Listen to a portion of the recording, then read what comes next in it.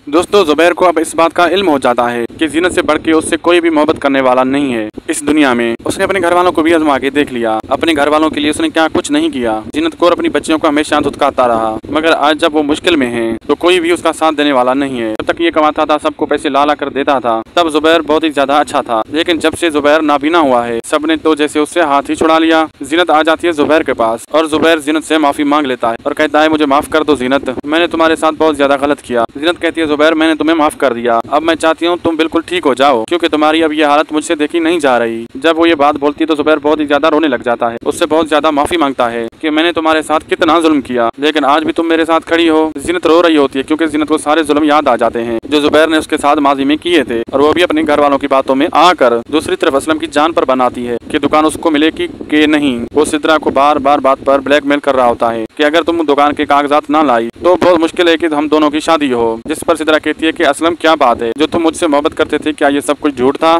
क्या तुम मेरे पैसों से प्यार करते हो? तुम्हें तो मैं अच्छी लगती हूँ ना, तुम अगर मुझसे कहो मैं तुम्हारे साथ घर से भागने के लिए भी तैयार हूँ। जिस पर असलम कहता है, इस जैसी शक्कर को मैं कहाँ ले जाऊंगा, इसी में बेचना भी चाहूँ तो इस जैसी बदसूरत को कौन खरीदेगा। असलम दिल ही दिल में सोच रहा होता है, इसके तो मैं पैसों की वजह से सिर्फ झेल रहा हूँ, वरना मुझे इससे कोई सरोकार नहीं है। सिद्रा बहुत ही ज्यादा हंगामा खड़ा कर देती है जब इसको ये बात पता चलती है कि जुबैर भाई जीनत और उनकी बच्चियों के नाम ये सब कुछ करने वाले हैं। तो वो कहती है कि हम इस घर में नहीं रहते, क्या हमारा कोई हक नहीं है? जिस पर इसकी माँ कहती है कि देखो सिद्रा, ये जो कुछ भी है सब जुबैर का है, ये जुबैर ने अपनी मेहनत से घर बनाया है और ये घर किसी सूरत भी वो हमें नहीं देगा, क्योंकि इसमें जुबैर का ही हक है। सिद्रा कहती है, तो अगर घर नहीं दे सकता तो दुकान हमारे नाम करनी होगी। तो इस पे जुबैर कहता है, ये तुम्हारी भूल है, ये जो कुछ भी है सिर्फ और सिर्फ मेरी बीवी का और मेरी बेटियों का है। इतने में ही अब बेचारी जीनत जो अपने दिल के हाथों और प्यार के हाथों मजबूर हो जाती है और जुबैर से वो कहती है कि जुबैर अब मैं चलती हूँ, कल मैं दोबारा आऊंगी, तुम्हें ले जाऊंगी और तुम्हारा इलाज करवाऊंगी। जुबैर बहुत ही ज्यादा शर्मिंदगी महसूस कर रहा होता है, वो बीवी जिसके साथ उसने सारी जिंदगी गलत किया और अपनी बेटियों को धुतकारता रहा। आज जब वो अपने घर वालों के कहने पे, आज जब सब उसके घर वाले उसके खिलाफ हो जाते हैं, तो फिर वही जीनत